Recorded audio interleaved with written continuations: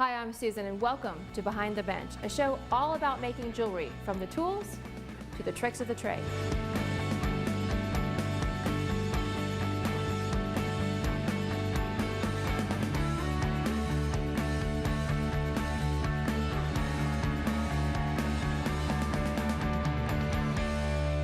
On this episode, casting.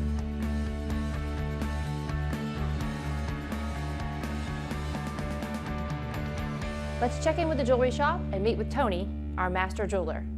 So we're here with Tony, our master jeweler in the jewelry shop, and we've carved our wax. So tell us what's next, Tony.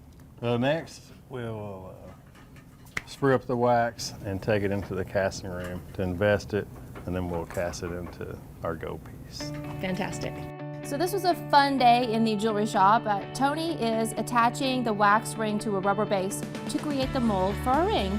And that's a wax rod called a sprue, and there was a lot of very intricate details involved in doing this. You can see him cutting it with the tools and making it just the right shape.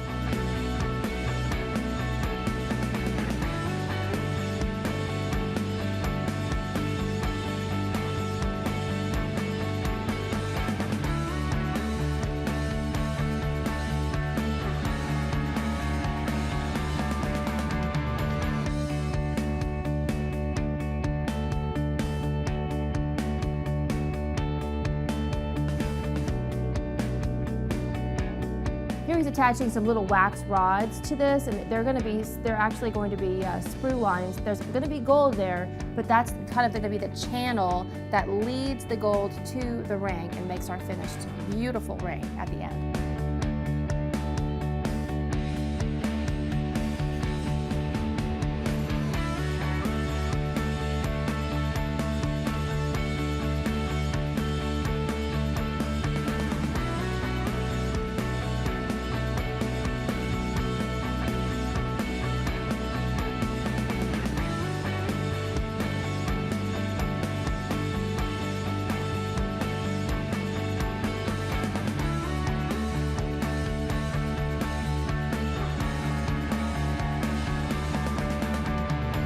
Now, this was a little bit of math. We weighed that to find out how much gold he was going to need, and then he attached the ring to that sprue and to the base.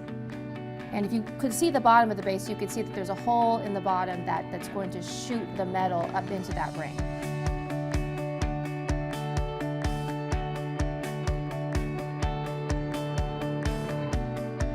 A few more finishing details. Tony's a little bit of a perfectionist, I'm going to say.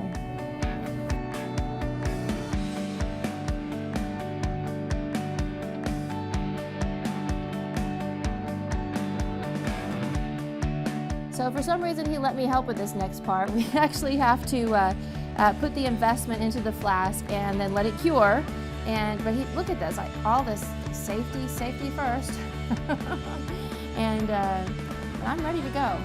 So here we're actually mixing the investment, and it has to be perfect. You can see him watching me like a hawk here, making sure that I'm putting exactly the right amount of water. I believe it was distilled water into this measuring cup, and then it needs to be poured into, well, we're just pouring it into a bowl, and then we're going to, this is the investment, and essentially that needs to be weighed to a precise amount, and then the water has to be added and mixed together. You watch him here, he's going to take over in just a second. Yeah, he took over. There you go.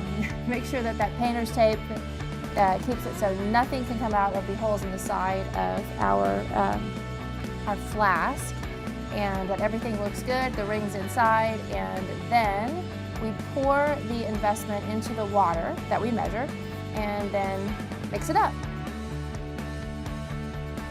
Interestingly here, I love that kitchen tools are involved. That's a hand mixer. I have used one of those to make a cake, not a ring. So everything's mixed, everything looks good, and now we actually have to use a vacuum to suck all the air bubbles out. This was neat looking. It reminds me of, this is going to remind you of pancake mix when you see the top of this, because you're going to look down, and you know when you cook the pancakes, you got to wait for the bubbles to go away. That's exactly what this looks like, but this is sucking all the air out of the investment to make sure that you get a good casting. And then we pour it into the flask. Once it's poured into the flask, where our wax is, we're going to put it back into the vacuum. and then do that same process once again. And amazingly, there's still more air, and we suck the rest of that air out of there and get rid of all the air bubbles.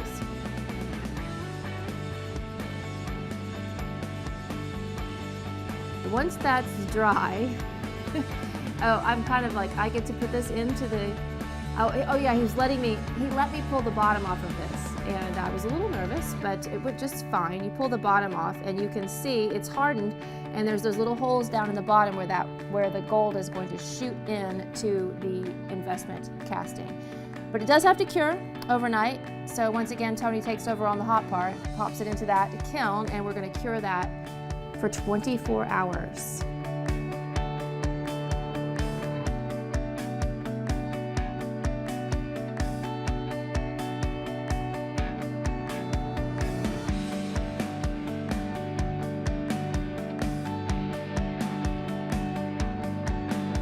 Okay, here we are, 24 hours later. You can see the wardrobe change. Tony did not let me take it out of the kiln because it was hot. We're gonna just pop this right over here, and next thing we're gonna do is take that 14 karat yellow gold and melt it in an electric furnace, the temperature of which is going to be 1790 degrees. Interestingly, he let me open this up and pour that gold. Look how hot it is, burning red. It melts really quickly. Look at that. I mean, it's already melted. And then Tony is going to pour that molten metal right into our investment. You're going to be shocked because, boy, it made a ring fast. So I actually get to put this into the cooling liquid, and you'll watch all of that investment material just kind of burn up. I mean, just fall away from it. You can already see that ring down in there. You see the gold? You see the gold? So we're going to clean that off and pull the ring out, and I can't even believe it that it's actually a ring. Look at that. That it actually looks like the drawing that we started with. It's incredible, amazing really. And we're just cleaning everything off, cleaning all that investment off here, and I'm in awe of what's happened. And then we'll just pop it in an ultrasonic to get as much of that investment material off as we can. And then last step is to put it under a steam cleaner and just really clean it up so we can do the final stages of polishing and cutting off the sprues, and of course adding our stones.